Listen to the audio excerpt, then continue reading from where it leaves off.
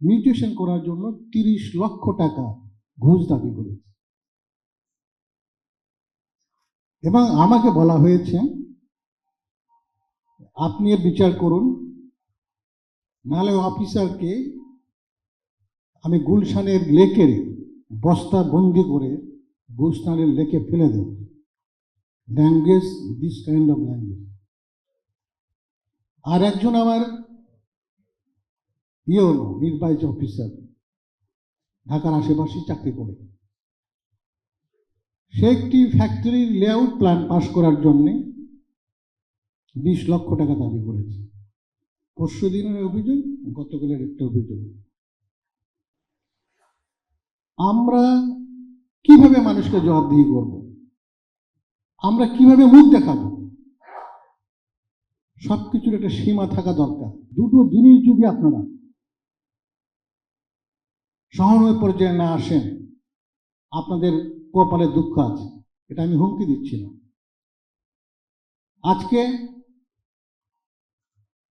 এটা হলো দলবাজি আর দুর্নীতি, এই দুটোকে আপনাদের সহানুভূতি পর্যায়ে নিয়ে আসতে হবে। এই যে এক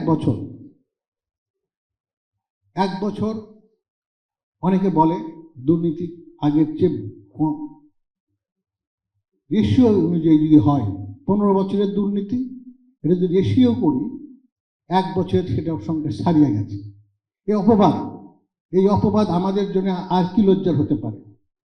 আজকে মুগ্ধ যেভাবে কথা বলেছে যে এই যে অন্যায় হাসিনা করেছে, এই যে হত্যাকাণ্ড করেছে, এর সঙ্গে কিন্তু আমাদের সহকর্মীরা জড়িত ছিল। অনেক অফিসার তাদের কাছে একটা তদবির নিয়ে যায়, সেই অফিসার শিখিয়ে দেয় যে ভাই যান একটু সাত্তার সাহেবের দিয়ে তদবির করা। What is this? তার মানে কি আমি তদবির করব, আপনারা টাকা পয়সা নেবেন, নিয়ে আমার নাম ব্যবহার করে যে সাত্তার সাহেবের তদবির করি বলে আপনি আপনার বসের কাছ থেকে ফাইল সই করে নেবেন।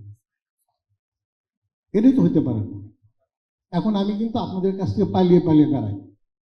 সকালে বাসা থেকে বেরোনোর সময় আমার ড্রাইভার, আমার গানম্যানকে বলি যে আমি কোথায় যাচ্ছি, কোথায় যাব, কেউ জিজ্ঞাসা করে বলবে স্যার আমার জানি না।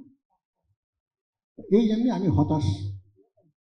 আর একটা কারণ, সেটা হলো কিছু উপদেষ্টা, আমরা না আমাদের চরিত্র খারাপ হয়ে গেছে, যারা গণ আন্দোলন করে আজকে চেয়ারে বসছেন, অন্তত 8 জন উপদেষ্টার আমি তথ্য প্রমাণ দিয়ে বুঝিয়ে দিতে পারবো। আমার সচিব আছেন 2 জন, যে তারা সীমাহীন দুর্নীতির সঙ্গে জড়িত,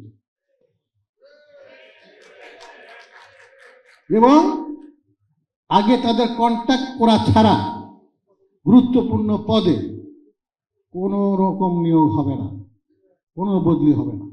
আমার কিছু প্রমাণ আছে, কথা বলে যেগুলো উপদেষ্টাদের দুর্নীতি প্রমাণ হয়েছে, যে উপদেষ্টার পিওর অ্যাকাউন্টে 400 কোটি টাকা পাওয়া গিয়েছে, যে উপদেষ্টার এপিএস এর অ্যাকাউন্টে 200 টাকা পাওয়া গিয়েছে, 200 কোটি, তাদের বিরুদ্ধে কেন ব্যবস্থা নেওয়া হলো না?